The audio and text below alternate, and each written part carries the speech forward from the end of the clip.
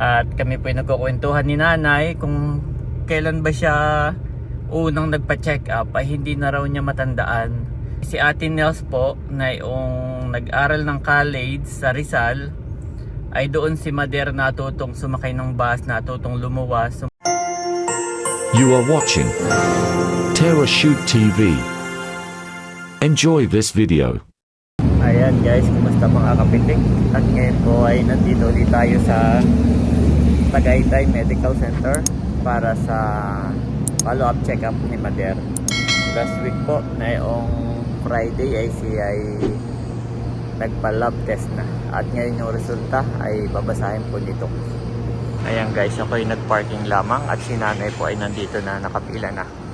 So samahan natin para ma-assist. Dito na po kami sa hospital. Nakapila na si Mader. Dating namin ay marami na pila.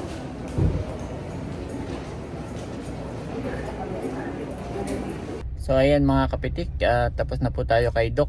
Bali, ang tagal na tagalan. Dumating kami ng 12:30, natapos kami 3:30 na. Napakadami niya pong pasyente. Sobrang haba ng pila.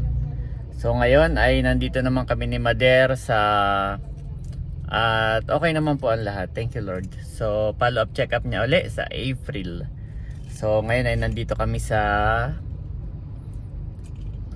Mercury Drugs yan para bumili ng mga inireseta po ni Doc. So yun guys. Ayan po si Mader. Dala mo yung ano mo? Senior. Ay sige. Doon ako sa sasakyan. Ako yung pa-adjust doon. Pag minsan ay may lalabas ay kailangan ko pong mag-adjust yung sasakyan. So babalik na po ako sa sasakyan. At ako'y betuan nakaharang. At baka po si Mader ay bukas ko na lang ihatid sa terminal at gawa ng gabi na. Ngayon po ay eksaktong 4 PM. Ay siyempre pipila pa sa Mercury ay gagabihin lalo. Kaya po bukas na lang ng madaling araw namin na po ihahatid sa terminal ng Calamba. Ito na po si Mader. Ano, kompleto naman o lilipat pa tayo ng iba pang Mercury? Kompleto. Okay. Kaya lang yung pang isang buwan na hindi sila nagbibigyan ng 2 buwan. Okay. So let's go na. Bukas na lang kita ihahatid at gabi na. Oo. Alas 4:30 na oh. Alas 4:20, 4:20. Wala ka na A1? Wala. Yung reseta nandyan. Mare. Okay, let's go. Binilhan ko din pala si Andres ng kanyang favorite na Similac Gain Plus. Ito po ay 1 to 3 years old. Ayan. Dumaan lang po kami ni Mader dito sa palengke at ako'y mamamalengke ng isang manok. Isang buong manok. At saka, at saka patatas. Para makapag-adobo mamaya. Dahil siya po ay bukas pa natin ihahatid ng madaling araw si Mader. Kaya makapamalengke muna uli.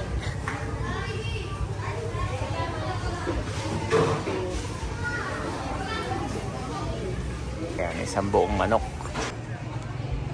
Saka ang favorite ni Mader. Actually favorite na rin ito ni Andres.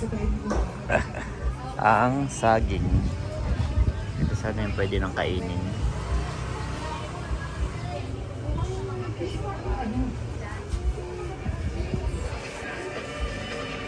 Yan po, namili na rin ako ng itlog, saging at patatas para pambukas ng umaga. Bayad na. Salamat. Nandito na kami sa bahay at si Andres. Tuwang-tuwa siya sa kanyang bagong milk. Ang laki pala nitong nakuha ko. Oh, mabigat. No, my boy, mabigat. Careful. Baka mabalayan ka na naman at mabigat. Give it to me. Give it to me. The next day. Good morning mga kapitik. Good morning Andres. Good morning. Hi.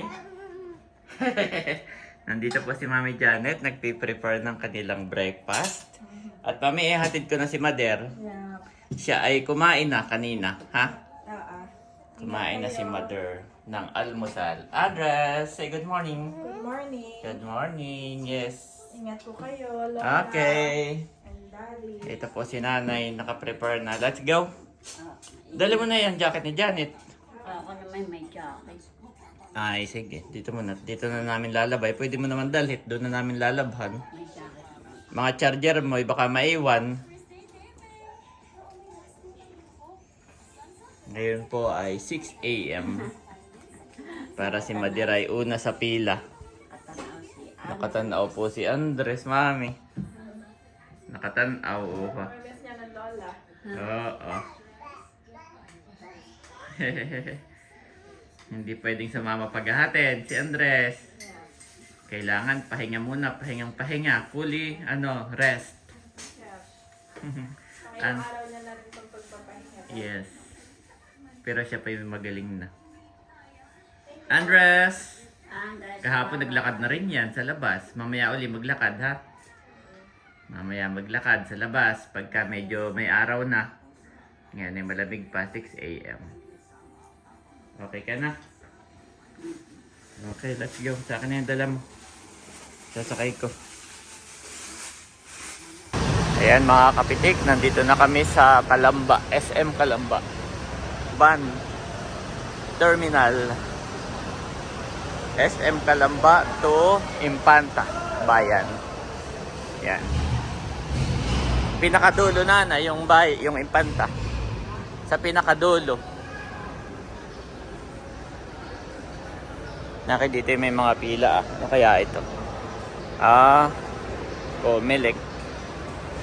Registration ng mga butante.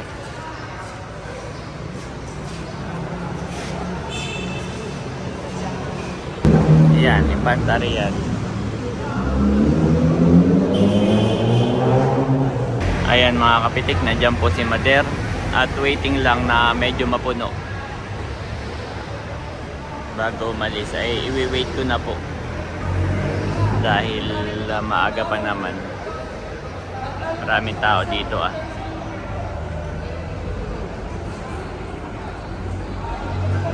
Ayan mga kapitik, update 11 a.m. Nandito pa rin si Mader sa van, di pa rin po naalis. Nandito kami kanina ng before 8 a.m. ay nandito na kami. Mga 7:30 po nandito na kami. Abay, parang bago malaki na pupuno yung van. Pero bumabad na inip na. Napakatagal nga naman, yung ibang pasahero ay umalis na. Kanina ay mapupuno na. Parang isa na lang, isa sobrang tagal yung iba yung nagbabaan at umalis na. Sa 3 yata o 4. Nandito po ako sa loob ng SM. At hindi pa rin umaalis si Mother. Bali 12. Ngayon po ay 12:30 na. Grabe. Ay bibili ko siya ng pagkain. So guys, bibili tayo ng pagkain ni Mother. Si Chowking. Chowking po tayo bibili.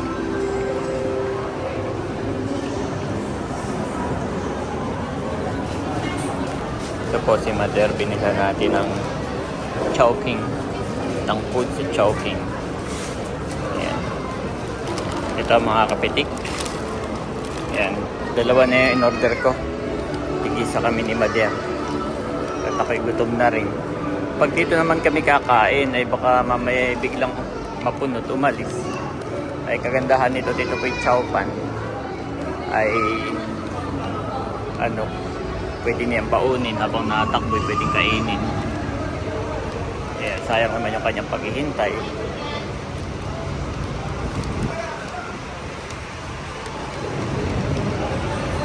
Kaya po hindi pa nga nakakaalis ba yung paa. Kasi Mother pagkain na. Pareho kami. Chowpan. Sabi ko dito kami kumain sa gilid ay doon na daw lang sige. Mas maganda kanyang upo doon. Ayan mga kapitik. Nakain na rin ako. Si Mother mother ay doon nakain sa van. Sa loob. Mas komportable daw siya doon kaysa doon sa van. Kain po tayo. Yan, let's go. Tapos na po ako kumain. At mamaya ako itapos ito. Buti na lang at hindi ako umalis. Hindi pa ako pala umalis. Kanina pa ay kawawa naman si Mater. Walang bibili ng kanyang food. Update mga kapitik. Alas 3 ng hapon. Ayan po ay alas 3 na. Grabe. At hindi pa rin naalis. Pero dalawa na lang daw. Yung iba, kami po ay before 8 dumating. Pero yung iba ay before 6 AM. Yung iba ay alas 4 pa. Ay, nandito na po. Iya. Samantalang nung hinatid ko si Milo, tayo pagkasakay ay saktong siya na lamang. Malis na. Ayan tayo mo, sayang naman ang paghihintay nata dito. Ikaw na may susunduin ni Eric. Ayan po, thank you Lord. Makalis na. Tingnan Mader. Ayan. Tawagan ko na din na Eric. Ngayon po ay eksaktong alas 4 na guys. Ay, grabe, maghapon ang paghihintay.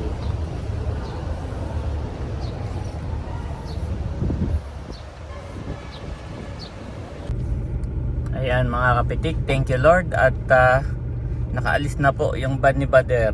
Alas 4, mahigit ng hapon. Grabe. Si Bader naman ay kung sasabay sa amin ay baka po kami matagal pa ni Janet, Friday or Saturday pa. At may mga sikasuhin pa po kami. Kaya pinilit naming antayin na itong van dahil sayang naman yung mga pag-iintay namin. Tapos ay kami biglang magbaback out. Kaya sinamahan ko si Mader paghihintay. Buti na lang at yun, meron siyang kahit pa paano kasama dyan kanina. At kami po ay nagkukwentuhan ni nanay kung kailan ba siya unang nagpa-check up. Ay hindi na raw niya matandaan na yung tinanong ko kung kailan siya unang nagpa-check up tungkol dun sa kanyang baga ay hindi na ni Mader matandaan. Basta ang alam niya, nagpapa-check up siya dati sa Impanta. Maliliit pa kami. Si Ate Nels po na yung nag-aral ng college sa Rizal ay doon si Mader natutong sumakay ng bus, natutong lumuwas. So malakas po kasi ang loob ni Mader. So nung matuto siyang mag-commute, sumakay ng bus pa Maynila, pa Rizal, ay doon po siya nag-start magpagamot sa ibang lugar dahil nga sa bayan ay hindi siya napapagaling. So meron daw siya sa Murong, ilang taon po siya doon. Meron siya sa Pagsanghan, ilang taon din siya doon. Meron siya sa Real, kung saan saan po. Marami siya, naluwas siyang mag-isa si Mader para magpa-check up. Yan, yun naman yung maganda kay Mader na talagang she's a fighter. Kumbaga, marami sa atin na takot magpa-check up, pero siya po talagang magkapera lang ng kaunti dahil kami noon lahat ay nag-aaral. Ay siya ay magkapera lang ng kaunti, talagang ipapagpa-check up ko to. Ganon, kumbaga mahalaga sa kanya yung kalusugan, and talagang yung sobrang nakaka-proud kay Mader kahit siya nag-iisang lumuwas. Madaling araw pa daw. Noon po ang hirap pa ng biyahe dati noon sa bundok sa amin. Talagang hirap ng biyahe pa Manila, halos over na halos ilang oras bago ka makarating ng Maynila. Tapos yun na nga, dati noon tanda ko pa rin na umuwi siya sa bahay tapos kukumustahin namin kung kumusta ang kanyang pagpapacheck up. Ay siya po ay halos hindi nasagot. Yung talagang hinang-hina siya kasi every time na nagpapacheck up siya ay i-x-ray lang siya, tapos yung x-ray ang pagbabasihan ay may TB2 or wala na yung baga mo kasi po talagang damage na yung baga ni Mader. So yun lang yung pinagbabasihan nila na gamot, ganon. Dati po yun. So lalong nabalda siguro yung kanyang baga sa dami ng pinapainom sa kanya, mga antibiotics, kung ano-ano sa Pagsanghan daw. Parang ang pinupuntahan niya doon mahal ding sumingil nasa 3K 7K din tuwing luluwas siya. Ay pinapainom po sa kanya mga herbal, mga walang label na gamot, guys. Ganun po si Mother. Talagang para gumaling lang kung kani-kanino. Tapos nitong yun na nga, nitong last time na nagkaroon kami ng Villanueva family reunion, nandun kami ni Janet sa Quezon, ay halos ay siyang hinang-hina na talaga't hindi na nabangon. So nag-decide kami na isama namin ni Janet dito sa ospital kung saan si Janet nanganak. So ayun po guys, parang dun lang namin na nakilala si Doc. May nakilala kaming isang Doc doon na talagang specialist sa baga. Specialty niya ay baga. So magaling po yung sinabi ni Doc na nagpalakas ng loob ni Mother. Yun niya, hindi pa huli ang lahat. At sabi niya, yung baga mo ay halos ay damaged na.